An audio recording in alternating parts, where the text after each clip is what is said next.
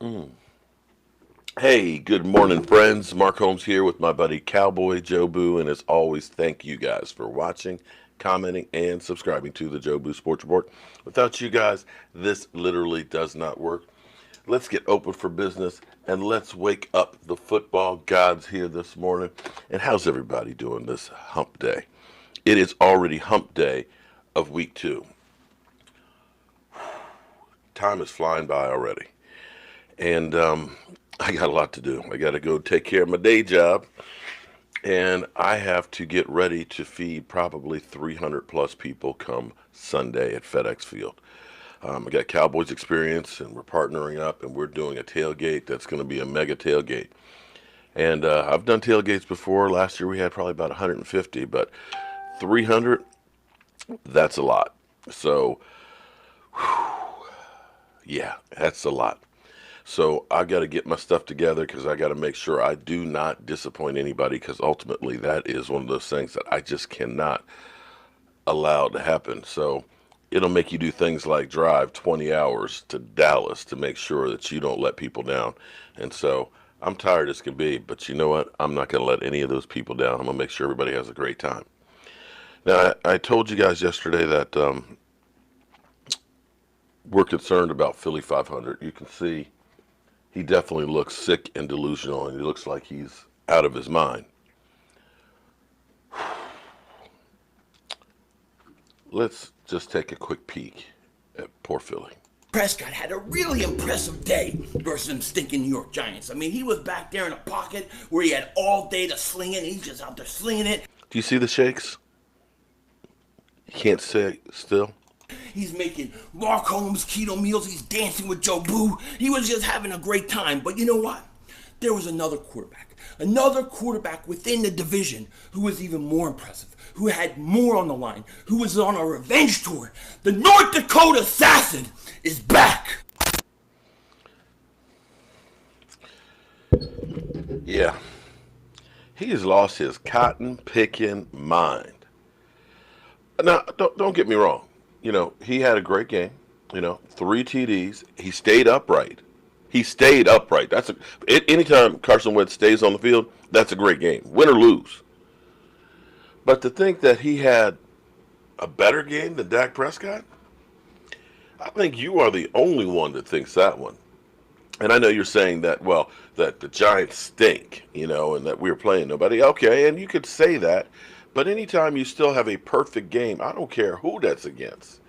That's rare air. How many perfect games has Carson Wentz had with over 400 yards? I'll wait. I'll wait. And apparently, FedEx and the NFL doesn't agree with you either. Because as I look at nominees, and by the way, everybody go through and go vote for our quarterback, Dak Prescott. It's real easy.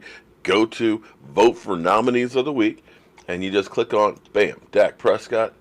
And I'm going to go ahead and click on Marlon Mack. Bam, just like that, you have voted for our quarterback for FedEx Air Player of the Week. But Philly, like I was saying though, for some reason, as I look at this, I don't see Carson Wentz. I see Lamar Jackson. I see Dak Prescott.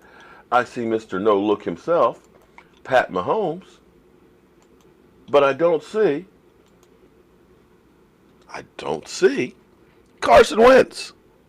But it's okay because we'll be able to compare apples to oranges. Excuse me, apples to apples because we play them this week. But Philly, not to bust your bubble, I wouldn't be so focused on what your offense did because they did a good job. You outscored the Redskins. I'd be more concerned about your defense. And I shouldn't even talk about the Eagles because we'll deal with you when the game comes. And I don't want to be looking past the Redskins because the Redskins showed actually a lot on their offense. Because here's the things that the Redskins did to the Philadelphia defense. A defense, mind you, that lost Malik Jackson, one of their big signings for the season. That softens up that defense that seemed to be pretty soft against the Redskins. So, and let me give you a shout out too. That your quarterback, finally got what, his fifth comeback victory in his 3 years. Fifth, congratulations. But back to the Redskins, and don't sleep on the Redskins because I remember that 1-15 season when the only game we won was against the Redskins, a playoff bound team. This is war. This is the Cowboys Redskins. I know it's not like it used to be when I grew up with, like Randy White and thinking about Ed Too Tall Jones going against, the Joe Theismanns and the John Riggins and things. It wasn't like, Dexter Manley just talking smack and everything else and George Allen saying, I hate the Dallas Cowboys, or Joe Gibbs and the Dallas Cowboys are the ugliest people out there. No, no, no. We had too much class to be throwing trash like that towards the Redskins. It was always the Redskins trying to psych themselves up. But, Philly, since you brought it up about the Redskins and how great the North Dakota Assassin looked against them, I'm just curious about that defense that you had. Do I need to be more worried about the Redskins offense, led by Case Keenum? Or do I need to feel like maybe the Eagles' defense isn't that good? Because the Redskins, here's the statistics for the Redskins, because the Redskins are definitely trying to put it in the best light that they can. The Redskins scored 27 points, was the most against the Eagles since December 11th, 2016, when they beat the Eagles 27-22 at at the Link. The Redskins, who sat AP, who had Case Keenum, a guy who just got here, scored 27 points against you. The Redskins registered 398 total net yards and converted 15 first downs. It was the most total net yards that team had recorded in a game since week 1 of 2018 against the Cardinals. Your defense was almost as bad as the Cardinals. The Redskins did not commit a turnover in the season opener for the first time since 2012, when they defeated the New Orleans Saints 40-32. The Redskins scored on their first possession of the game. Last season, they scored on their first possession 3 times and were 2-1 in those contests. Redskins scored first on Vernon Davis's 48-yard touchdown reception. Last season, Washington scored 8 times in those contests, and they were 7-1. So this was actually the aberration. The Redskins had 147 yards in the first quarter. And Case Keenum was 30 of 44 for 380 yards and 3 TDs. You may have gotten the victory, but you could almost say that Case Keenum played as good as your quarterback. Now, what we've been told, by the talking heads and everything, it's amazing because everybody has a speculation about this, that, and the other. Everybody said the Redskins offense, it's going to be terrible. They don't have a quarterback, they've got AP, they sat him. It's their defense you need to worry about. Well, their defense didn't show up, but their offense sure did. If you weren't surprised by Case Keenum having 3 TD passes, and Philly, I want to understand, as you go ahead and have this diversion over here about the North Dakota Assassin and how great he was, look what the Redskins did to your defense.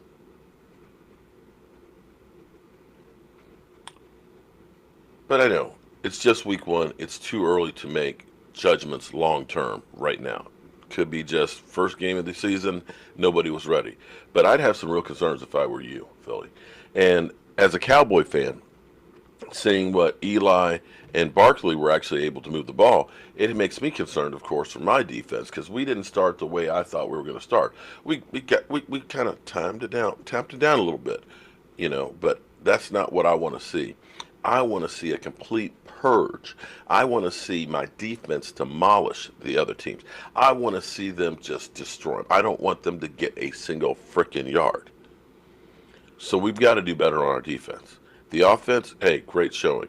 It's amazing because now everybody's saying, who thought that coming with Michael Gallup? Wow, I did. I've been telling you, if you watch the statistics, and that's the thing that kills me because, as we look at the preseason forecasts and stuff, where they've got Green Bay Packers, ninth best team in the league, the Cleveland Browns, they got a lot of talent. We've got them rated eighth. And you remember those early preseason polls that had us like 19 by ESPN? Yeah, ESPN. Yes, ESPN. I come after you guys, man. I set the record straight. And I said, because what they do is they look at the totality of the season. And if you do look at the totality of the season and take those numbers, they're true, but they're not an indication of where the team went. Jared Goff, first half of the season was incredible. By the second half of the season, he went downhill. He digressed a lot. But you could see the Dallas Cowboys offense after we gotten rid of Paul Alexander, after, we started opening things up, after we got Amari Cooper, all of a sudden it went from being down here to up here, and that's where they finished off the season. But for some reason, everybody figures, oh, we're going to be back down here where we started last year. No. I told you, Michael Gallup and Dak started getting that repertoire towards the end of last year, and that was going to build with him no longer being a rookie. Now, we're going to look into this Washington Redskins team in more depth over the next couple of days, and I'm definitely going to be spying in and maybe even trolling the Redskin talk radio station. My buddy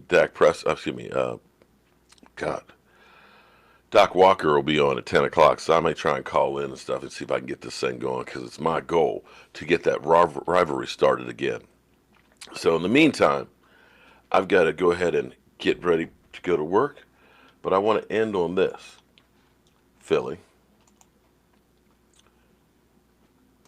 how do you let the Washington Redskins, Keenum rolling, Vernon Davis, throws. He's got a completion man, and a first down. It's Vernon this? Davis, the Angels one, who stays on his feet somehow, and he's going to brace to the end zone and get there.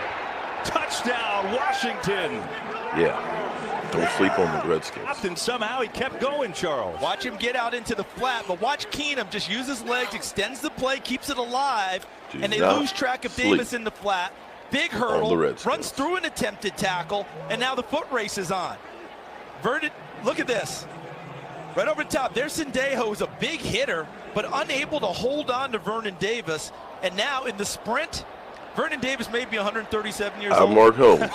But he still runs a 4.4. He does. And look at him finish this one off for the first